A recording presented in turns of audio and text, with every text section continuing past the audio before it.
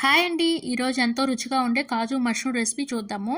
ముందుగా mushrooms cut చేసి wash చేసుకుని పక్కన పెట్టుకుందాం. ఇప్పుడు మసాలా కోసం ధనియాలు, జీలకర్ర, జీడిపప్పు మీడియం ఫ్లేమ్లో ఫ్రై చేసుకుని మిక్సీ పట్టి పక్కన పెట్టుకుందాము.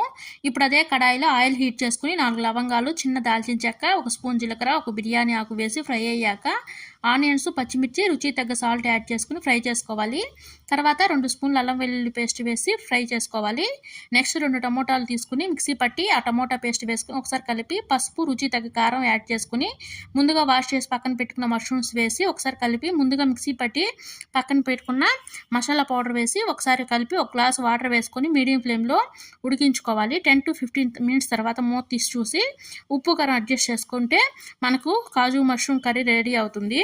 మీకు రెసిపీ డీటెయిల్గా కావాలి అంటే కింద ఉన్న లింక్ క్లిక్ చేసి చూడవచ్చు.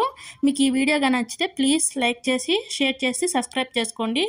Thank you.